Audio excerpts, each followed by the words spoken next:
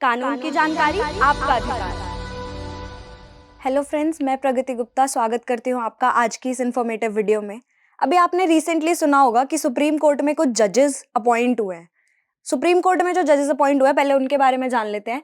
Justice Rajesh Bindal, justice Arvind Kumar, justice Pankaj Mittal, justice Sanjay Karol, justice PV Sanjay Kumar, जज असानुद्दीन अमानुल्लाह, जज मनोज मिश्रा। ये सारे जजेस का अभी रिसेंटली अपॉइंटमेंट हुआ है और जिस सिस्टम से इनका अपॉइंटमेंट हुआ है उस सिस्टम को हम कहते हैं कॉलेजियम सिस्टम। और आज की ये वीडियो कॉलेजियम सिस्टम के बारे में होने वाली है। पहले तो हम ये जान लेते हैं कि ये इतना न्यूज़ में क्यों है। हमारे वाइस प्रेसिडेंट ने अभी इस कॉलेजियम सिस्टम को क्रिटिसाइज किया है।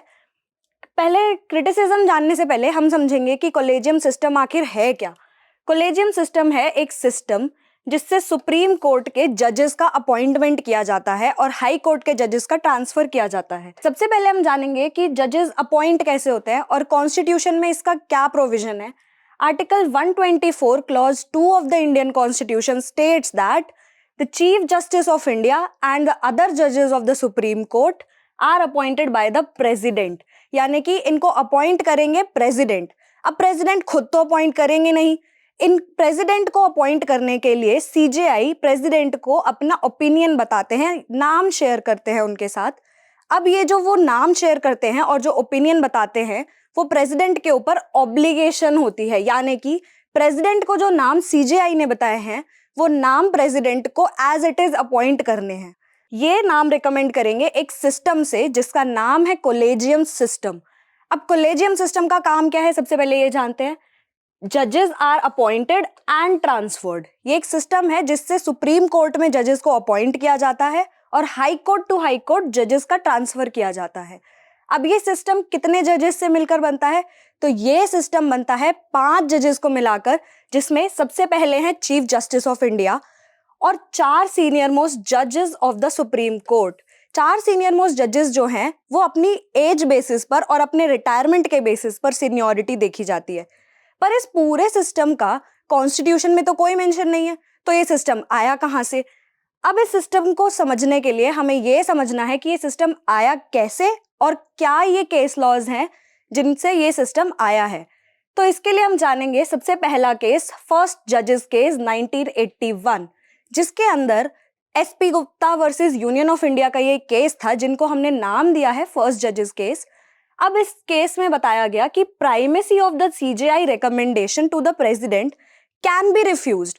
तो इस केस में सुप्रीम कोर्ट ने बोला कि जो प्राइमेसी है सीजेआई के रिकमेंडेशन की, मतलब जो इंपॉर्टेंस है, जो सीजेआई रिकमेंड करेंगे नाम, उसकी इंपॉर्टेंस जो है उसको प्रेसिडेंट रिफ्यूज कर सकते हैं।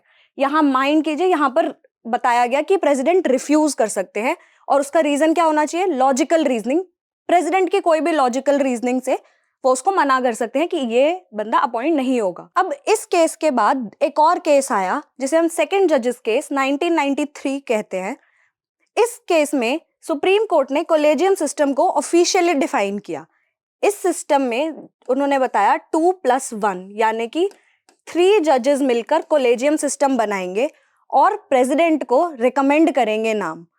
और जो कंसल्टेशन है प्रेसिडेंट को, यानी कि जो वो कंसल्ट करते थे अब तक नाम, अब वो उनके ऊपर बाइंडिंग है, कॉन्करेंस होना चाहिए, यानी कि दोनों की जो ओपिनियन है वो मैच होनी चाहिए। उसके बाद एक और केस आया, थर्ड जजेस केस 1998।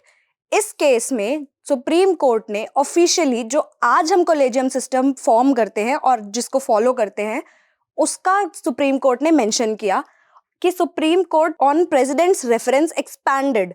मतलब सुप्रीम कोर्ट ने जो कॉलेजियम सिस्टम यहाँ पर फॉर्म किया था 2+1:3 वाला जो उन्होंने बनाया था, उसको अब उन्होंने बना दिया एक 5 मेंबर बॉडी, जिसमें पहली जो बॉडी है वो सीजेआई होंगे प्लस 4 मोस्ट सीनियर जजेस ऑफ द सुप्रीम कोर्ट। पर इस सिस्टम के कुछ क्रिटिसिज्म भी हैं जो आज हम देख रहे हैं कि इतना क्रिटिसाइज किया जा रहा है इस सिस्टम को। इवन हमारे वाइस प्रेसिडेंट ने इस सिस्टम को क्रिटिसाइज किया है। तो ये क्या है वो समझते हैं पहले, कि ये सिस्टम बिल्कुल ओपेक है, कि जो जजेस अपॉइंट हो रहे हैं वो कहाँ से आ रहे हैं, उनका बैकग्राउंड क्या है, कितना उनका एक्सपीरियंस है, कितने साल उन्होंने काम करा है, इसके बारे में कोई नॉलेज इन जनरल पब्लिक को नहीं दी जाती। इस वजह से इसे कहा गया ओपेक है ये सिस्टम। ट्रांसपेरेंसी नहीं है, कुछ भी क्लियर नहीं है, बताया नहीं जाता कि किस बेसिस पे उन्हें अपॉइंट किया गया है। भाई भतीजावाद है, नेपोटिज्म बहुत है इस केस में। आप देखिए, एक ही परिवार के कितने जजेस आज तक सुप्रीम कोर्ट में बन चुके हैं। इस भाई भतीजावाद की वजह से काफी टैलेंटेड जजेस और एडवोकेट्स जो है ना, जिनको अपॉइंटमेंट होना चाहिए था एक्चुअल में, उनका अपॉइंटमेंट हुआ नहीं, उनका टैलेंट ओवरलुक कर दिया गया। अब इस सारे क्रिटिसिज्म को टैकल करने के लिए गवर्नमेंट ऑफ इंडिया 2014 में लेकर आई 99th कॉन्स्टिट्यूशनल अमेंडमेंट एक्ट, जिसमें उन्होंने बनाया नेशनल जुडिशियल अपॉइंटमेंट कमीशन, जिसे हम शॉर्ट फॉर्म में एनजैक बोलते हैं।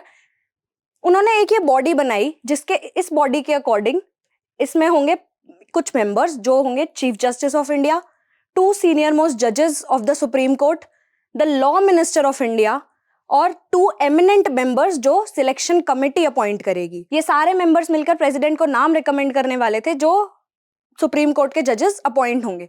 अब इस पूरे एक्ट का लेजिस्लेटिव इंटेंट क्या था? लेजिस्लेटिव इंटेंट ये था कि इससे ट्रांसपेरेंसी आएगी और अकाउंटेबिलिटी बढ़ेगी।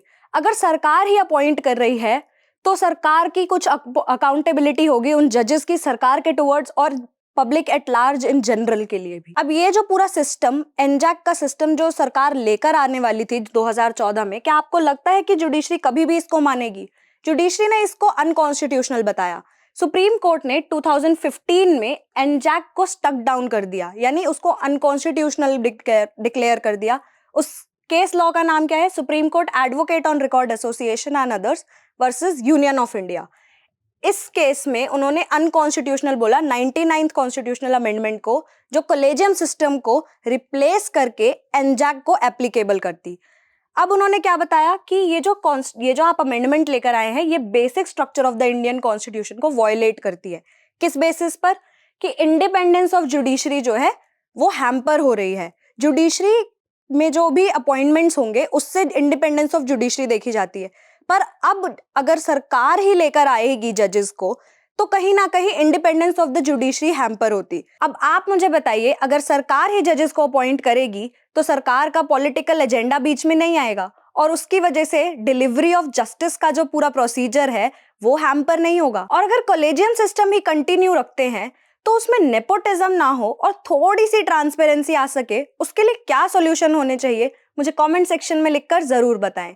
मैं प्रगति गुप्ता आपके लिए और ऐसी इंफॉर्मेटिव वीडियोस लाती रहूंगी, क्योंकि कानून की जानकारी आपका अधिकार। जय हिंद, जय भारत।